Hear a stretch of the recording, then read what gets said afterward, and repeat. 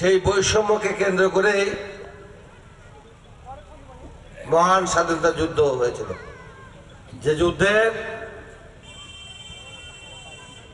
স্বাধীনতার ঘোষণা দিয়েছিলেন ইতিহাসের রাখাল রাজা, বহুদলীয় গণতন্ত্রের প্রবক্তা,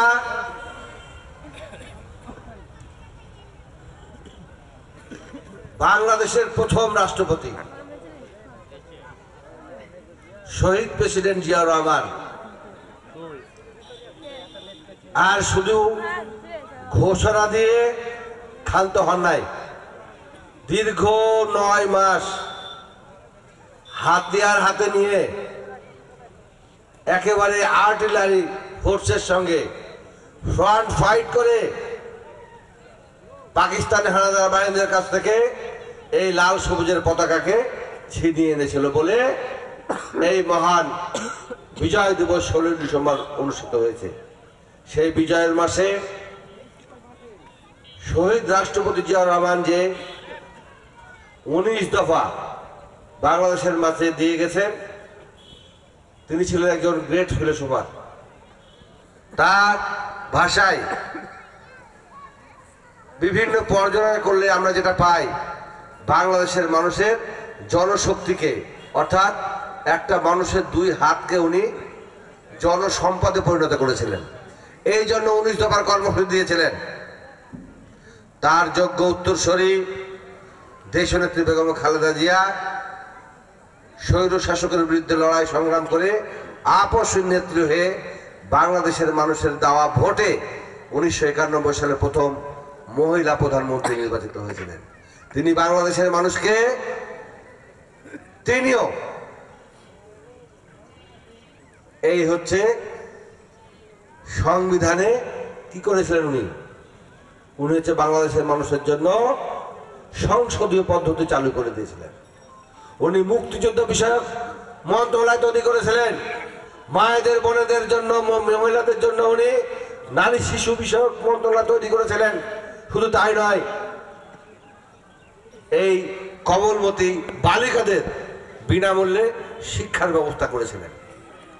তাদের যোগ্য উত্তরসূরি শহীদ রাষ্ট্রপতি জিয়াউর রহমান এবং মাদার অব ডেমোক্রেসি দেশনেত্রী বেগম খালেদা জিয়ার যোগ্য উত্তরসূরি পার্টির অ্যাক্টিং চেয়ারম্যান মহোদয় জনাব তারেক রহমান 2017 সালে বাংলাদেশের মানুষের কাছে ভিশন 2020 and 30 অর্থাৎ 2020-30 বলে একটা সনদ বের করেছিলেন।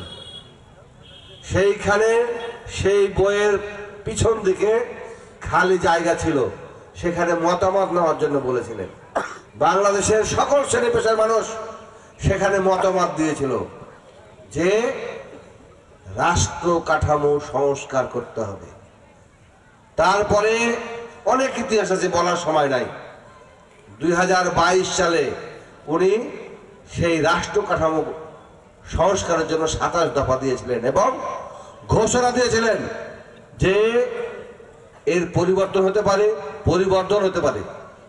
ঠিক দেশের সমস্ত সুশীল সমাজ সহ বিভিন্ন শ্রেণী পেশাজীবীর মানুষ বর্তমানে এই রাষ্ট্র মেরামতের জন্য 31 দফা প্রণয়ন করেছেন। সেই 31 দফাকে মানুষের ঘরে ঘরে পৌঁছে দেওয়ার জন্য কিভাবে রাষ্ট্র মেরামত হবে, সেই কারণে আজকের এই মূলত কর্মী সম্মেলন। এখানে কোন কর্মীরা, আমরা সবাই নেতারা বসে আছে, কর্মীরা বসে আছে, তাদের আজকে সম্মেলন। সেই সম্মেলনের সংগ্রামী সভাপতি, এই ইউনিয়নের সভাপতি আহ্বায়ক এনামুল হক কনক, উপস্থিত আপনাদের সবার প্রিয় সাবেক চেয়ারম্যান শাহজাহান ভাই এবং এক ঝাঁক নেতৃবৃন্দ, অনেক নেতৃবৃন্দ আছে, নাম বললে সবার নাম বলতে হবে, আমাদের রাজ্জাক বক্তব্য রেখেছে সহ